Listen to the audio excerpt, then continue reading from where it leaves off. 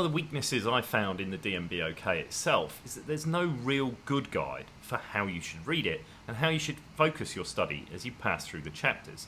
So let's have a quick walk through one chapter and show you how the DMBoK is structured so you know where to look for key information that you're going to need to succeed. So let's have a look at how a chapter is structured, and we'll use data architecture as an example. You'll always kick off with the introduction, and this usually then looks through business drivers, as well as essential concepts, which is sometimes broken out as a chapter section of its own.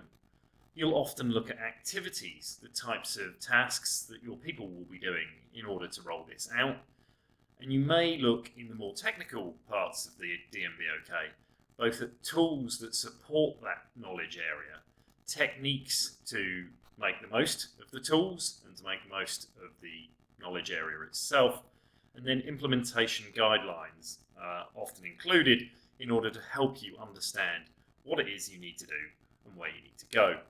Finally, you'll look at the various different metrics and the way that data governance intersects with this particular knowledge area, and it will list a bunch of works cited or recommended which you could go and read if you're really interested in the subject and the content material. So context diagrams are one of the three key visuals that make up the Dharma framework, alongside the wheel itself and the environmental factors hexagon.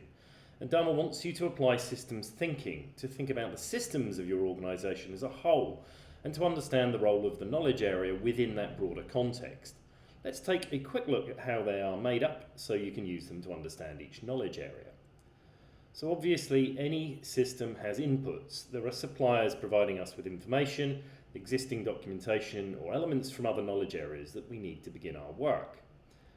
The knowledge area activities sit in the middle, where we break the larger body of work into smaller sequential steps, and the diagram will list the participants, the people who play a role in performing these activities. Finally, the outputs of the knowledge area are listed as deliverables, which may be inputs for other knowledge areas or useful in their own right. What is it you're going to create, and who are the consumers of this work that you need to deliver for?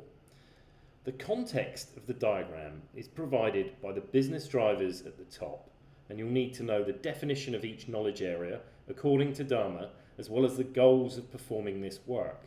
What value will the business receive in exchange for performing the activities? Another part of the context is at the bottom, the technical drivers. This includes the specific techniques used in the knowledge area to create the deliverables. It often lists common tools and technologies that you might need to acquire to perform the activities reliably, and it will include a list of metrics to help you track and maintain progress through time. And just like baking a cake, a context diagram helps us understand how different parts come together to create something meaningful and valuable for the business. Note that the diagrams provided in the DMBoK are not exhaustive. They give examples of what you might go into the diagram, but you would need to select the appropriate elements for your business context, and it's always a good practice to try and create a comprehensive context diagram as a homework exercise. Create a blank template of your own and populate it with the details as you read through each chapter. There are 4 phases of work described in a context diagram, and you'll choose the right balance for your program based on your as-is state and your to-be state, which is driven from your data strategy and current data maturity. In the 4 phases, plan, develop, operate and control, organise the activities and help us know what to do next. Planning activities include risk assessments and strategy setting, understanding what your current state looks like, and making a roadmap of tasks and activities to get you to the future state. Development activities include those where you're creating the deliverables, for example, building a data model that will be used for future phases of work. Operate activities are for the long term. There's no use building a data model or populating a metadata repository as a one-off project.